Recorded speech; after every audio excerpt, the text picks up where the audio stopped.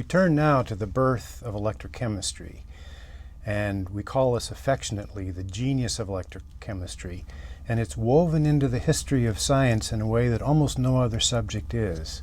It began in the 19th century with Michael Faraday, but just in the last 5 years it has seen a renaissance that has brought electrochemistry into the forefront not only of science but also the relationship between science and society. So the question now is, how is it possible to harness a chemical reaction to induce the flow of electrons in an external circuit? Because if we can't circulate electrons in an external circuit, we can't drive light bulbs, automobiles, heat pumps, trains, all sorts of different things that require electricity.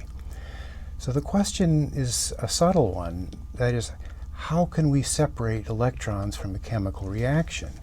Because on the face of it, if we have two reactants, A and B, and they collide, there's a subtle microscopic shift in electron distribution that results in the product, C plus D. But that electron shift is extremely complex, and it occurs on the molecular scale. There is no separation of electrons. It's a migration of electrons within that colliding combination of reactants and the departing products. So we need to explicitly separate the region of electron extraction from the region of electron acquisition. And that is, we need to separate the reduction, the gain of electrons, from the loss of electrons, which is oxidation. So let's see how this works.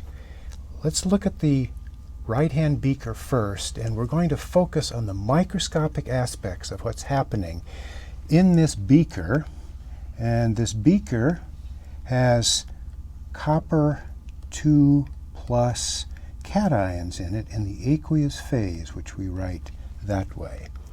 When we focus on the microscopic aspect, we've got this copper 2 plus cation floating around in solution. If we're going to make a copper atom of pure metal, it means we have to bring electrons into the domain so that they can interact with the copper 2 plus. Now, because of the positive charge on the copper 2 plus and the intrinsic negative charge on the electron, there's an attraction between the two. So that's an important contribution. But it means that if we're going to form copper from Cu2 plus in the aqueous phase, by combining it with two electrons to form the copper atom, which then resides at the surface of that metal electrode, that means we have to supply two electrons to that interface. And so that means that if we connect a wire to that electrode, that means we're coming in with two electrons supplied to that microscopic chemical interaction within the beaker. So to supply those electrons to the copper cation, we have to bring them in from somewhere. So we're going to look at another beaker, and in that beaker we're going to have zinc 2 plus cations. And on the face of it, because the cation is positive, it too can attract electrons.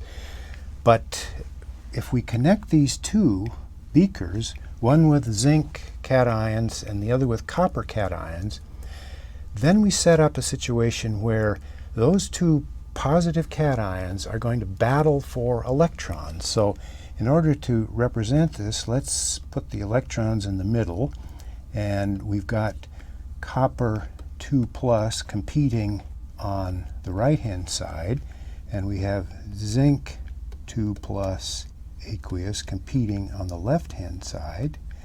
And the question before us then is, which cation, copper cation or zinc cation, wins this tug of war? Because the winner of that tug of war will draw electrons into the particular electrode to which that cation is drawn.